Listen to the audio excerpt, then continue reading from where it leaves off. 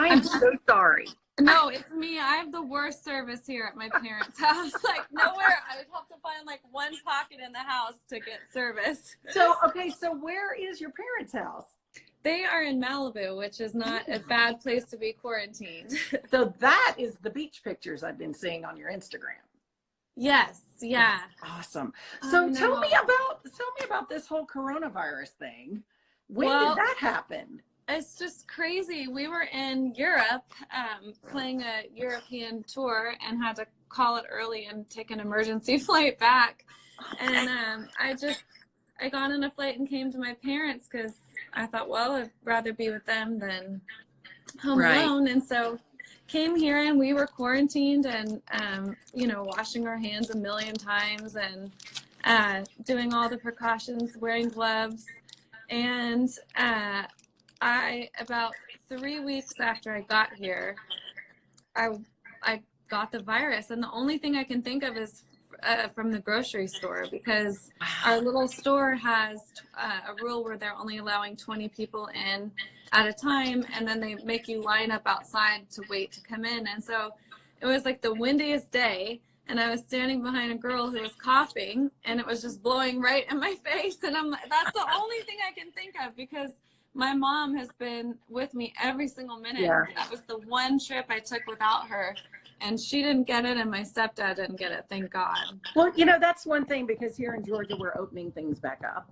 And I'm trying to encourage everyone to just be cautious and be careful and be conscientious of people around you.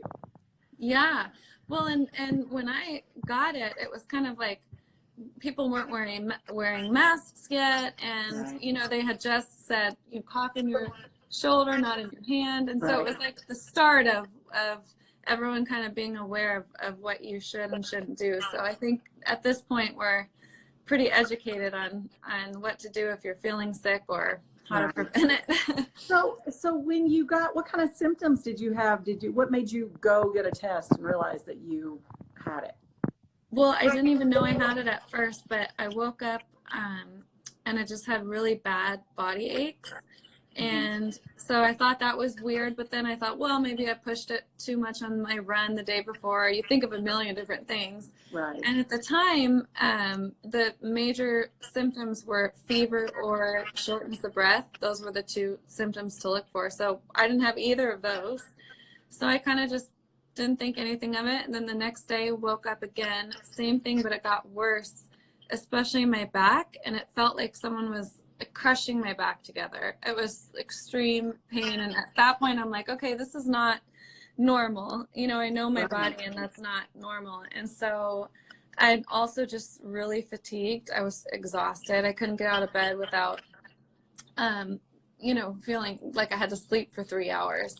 So I called my doctor, and I also had like a little bit of a dry cough and pressure on my chest, but not bad, but just, I'm like, oh my gosh, do I have it? So I called my doctor, and he said, well, the tests were limited at the time. He said, unless you have a fever or shortness of breath, we can't do anything for you anyway. So act as if you have it and self-isolate. So I started self-isolating, and that lasted about 5 days of just really like pure exhaustion and body aches. And then I got better. And so it was 5 days, and all the websites and everyone said wait 72 hours before you stop self-isolating. So I did. And then at that point, I'm like, okay, well, whatever I had's gone. It's been 3 days of no symptoms. And then I lost my sense of smell and taste. And that's when I have the sucker, or I had it.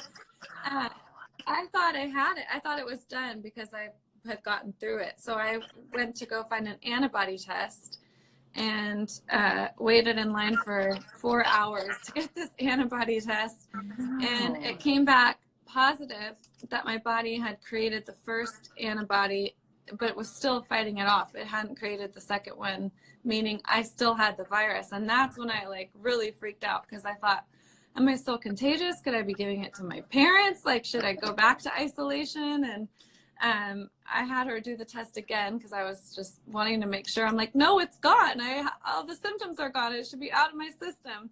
So she did the test again and then did the swab, and all of them came back positive. And so when she called back a couple days later with the swab results, I went back and self-isolated again at the house, even though I had already come out. And both my parents went to get tested because they'd been around me the whole time. A lot of it, I didn't even know I had it. So she said, once you're 7 days without symptoms, you're pretty much safe to be, out and about. And so at that point I was. So crazy and just insane that my parents didn't get it. Thank God. Yeah, well, you're the fourth person I know that's had it. Not anybody like you've all been in different places. You all have different backstories, but everybody's story is also different in the symptoms and the way it attacked your body. Last week I talked to my friend Stokes Nielsen from the Lost Trailers. Did Stokes have it? Stokes had it. I didn't realize that. Oh my gosh. And he was talking about how he had these moments where he felt like he couldn't breathe. He just thought he was going to die. He couldn't catch his breath. Wow. He's actually started a program to help people give plasma that have had the virus. It's called Project 2, I think, or it's on my blog. But anyway, because they're realizing that can help you as a survivor can donate your plasma and help others who have the virus. So it's that's the scary thing, is we're all still learning about it. I know. And I appreciate you sharing your story, because I think every time we hear a different story, those of us who haven't had it yet can be a little more careful and a little more cautious. I told Stokes the other day, the thing that was kind of getting on my nerves was the people who would say, oh, it's just the flu. It's just like the flu. And it's not just like the flu. Well, and like you said, it's just scary because it does affect everybody differently. So, I got away with mild symptoms, but someone else could be hospitalized. So it's very serious. Right. It made me think about, I'm so, harsh on my body, and I've, probably like everyone have body issues in a way. And I'm like, God, I judged my body so hard for so long, and this body saved my life. It fought off a killer virus, not just a virus, a killer virus. So it made me like really grateful for my body and my health, and it was kind of a realization of, wow, I have to really love my body a little bit more than I have in the past. So what are you doing now that you're quarantined, because you're not with the other runaway Junes? Well, I'm starting now to, I've been starting to exercise a little bit. I really want to wait and give my lungs a chance to heal. So now I'm trying to get off the couch and get out there and do a little exercising. And we've been writing on Zoom writes. So, so where are still being creative. Where are they quarantined? Hannah is in California and Naomi is in Maine. Her boyfriend has a little cabin there. Wow. It's his parents' cabin, so she's in winter wonderland. So how did that happen? Everybody was like, oops, I know I'm going to be stuck somewhere. I'm going to go somewhere I want to be stuck. Was that kind of what it was? Yeah, I mean, I think in the beginning we really didn't know what it was going to look like, but we knew that we were off for a couple of weeks. And I think for us, our job is so crazy and we travel so much. We don't really get to spend time with family and go home. And so for me, that was the first thing I thought of, was getting here. And now I'm sure my parents are like, get out. So here for a long time. Does it feel weird for you? I've talked to a lot of my mom's in the background. She said, no. No. That's what I keep asking Tim, my husband, Tim. I keep going, are you tired of me yet? And he always says no. But then he has this look on his face. Like, but can you go somewhere else? No. Well, does it feel weird to you now? Like, I'm sure the first 2 or 3 weeks, it was like, oh, this is awesome. I get some downtime. It's like having a vacation. And now it's like a part of you is missing because you're not out on the road. Yeah, well, it's just, It's crazy. I think the hardest part is not knowing what the future looks like, you know, like when we're going to get back out. Are we going to get back out this year? We're going on tour with Luke Bryan, so that would be, you know, really disappointing if it didn't work out. So I think just trying to stay positive and take it day by day. You were my second to last live concert I saw before all this. No way, really? I saw, at CRS. You guys rocked the New Faces show. Thanks. And it was so good. You were just so amazing, and I was so proud of you. And then I came home, and the next weekend, Ashley McBride was here, and then we were done. So so I ended my concert going on a high note, I think. Yes, you did. I love Ashley. She's so talented too. Golly. So have you had any? I know California has been hit really hard with the coronavirus. Do you watch the news? Or do you just kind of stay away from it because it's so crazy? Well, I think in the beginning we were, you know, eyes glued on the news. And then now it's just gotten to a point where my mom and I last night, we were like, we don't want to hear one more word about the coronavirus. Like, isn't there anything else to talk about? And really, there's nothing new. You know, there's not any new development. So yeah, I think we started off paying attention to it, and then now we're kind of over it. Well, let's talk about something non-coronavirus. So what has been your binge watch that you've been obsessed with? And you don't have to say the Tiger King. So. Well, you know what we just finished watching last night was Waco. I don't know if you've seen that. No, I haven't. It is so good. The actors are incredible. It's so sad, and I didn't really realize the story, but I thought it was really well done, and we kind of were glued to it. And then also, the funniest show is called Schitt's Creek. Have you ever heard of that? Don't tell me about the finale. I have not. The only episode I have not seen is the finale. Oh, we haven't even gotten there. We just started, and it's something that all of us love, and they're continuously funny, which is so hard to do.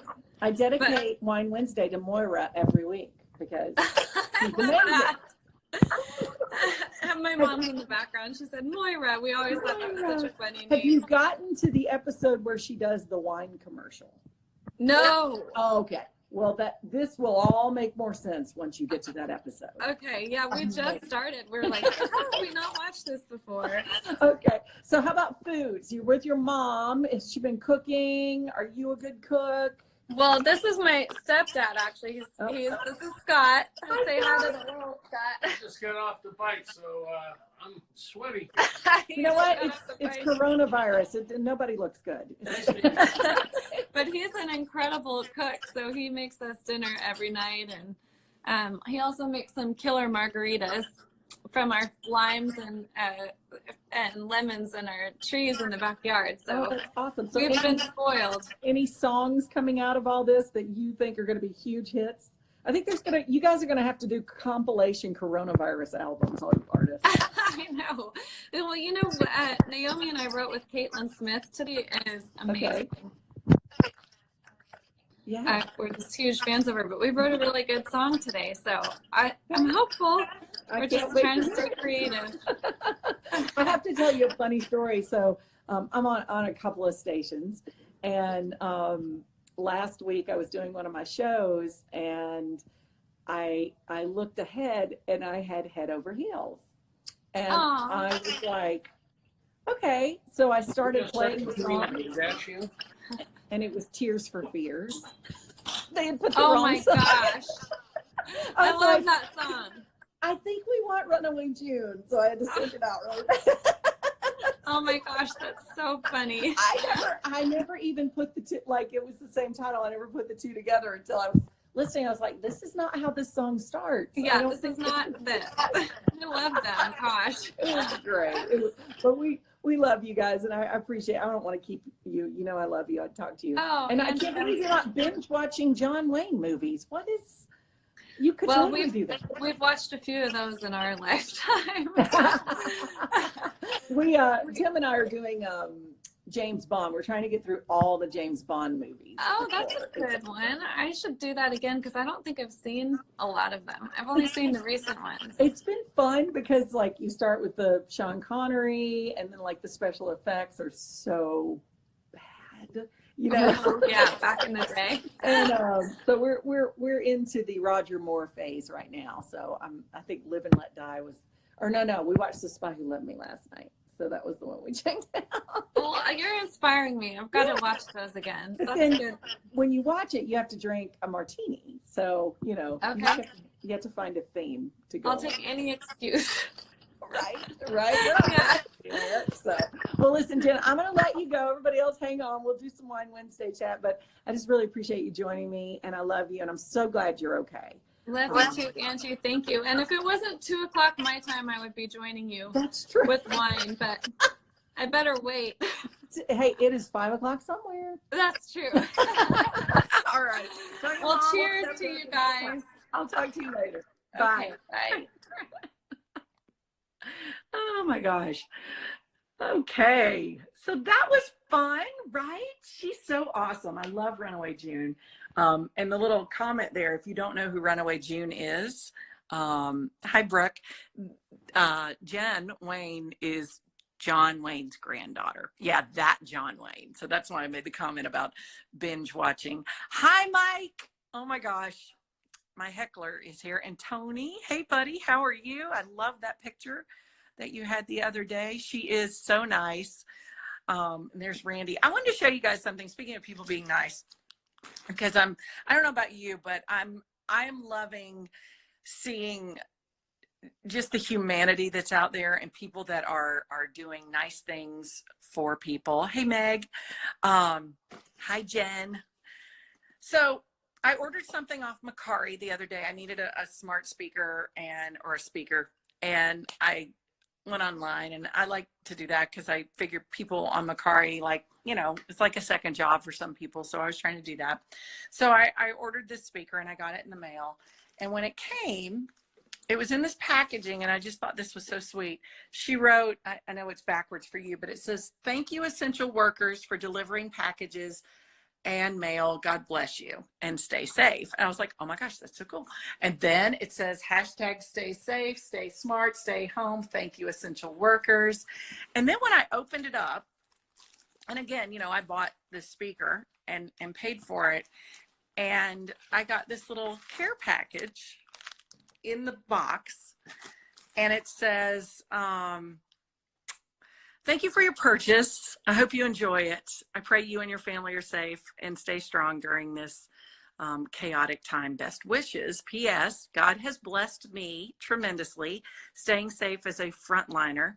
So in return, with lots of love, I'm including a little extra gift, a pandemic survival kit."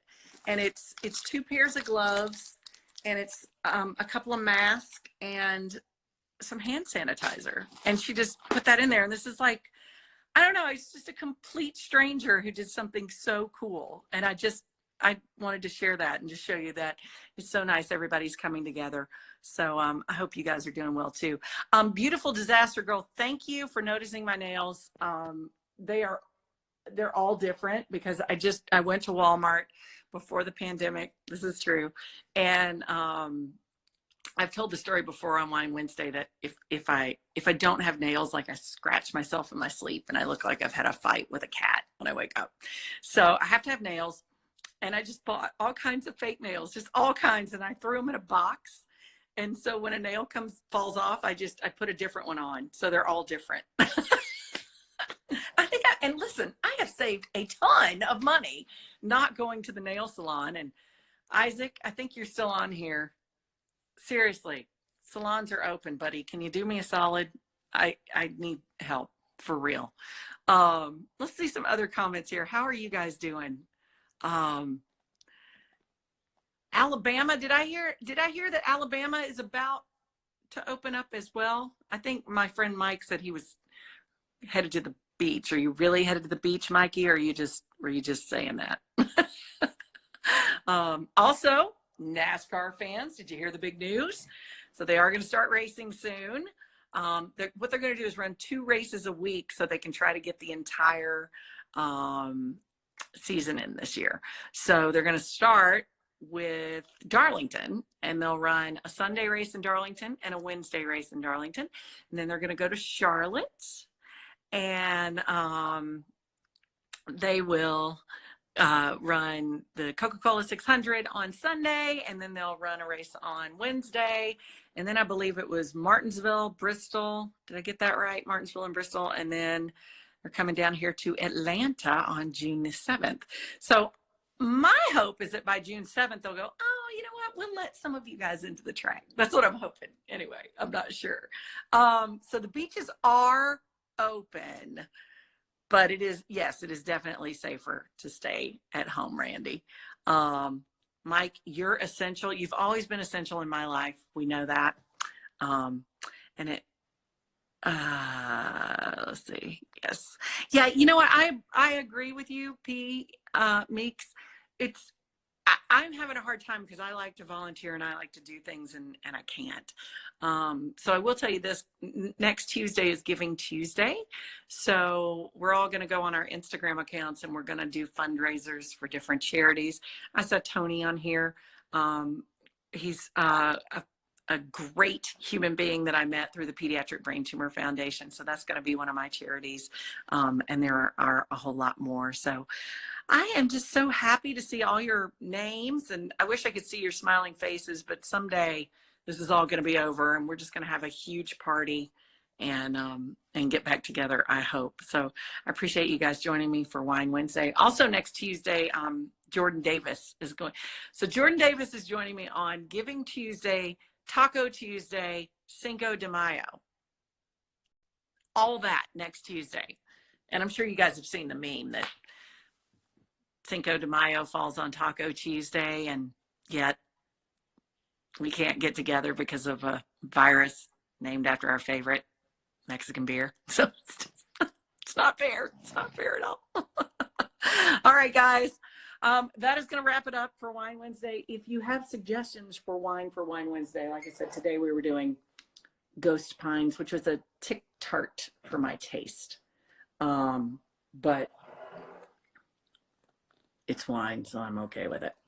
And Kristen Gates, I did not invite her back to Wine Wednesday because last week I had a complete buzz afterwards because I did so many shots of wine trying to do the Russell Dickerson challenge. But I'll have Kristen on pretty soon too, so we can get back together. You guys stay safe. Mwah. Love you lots.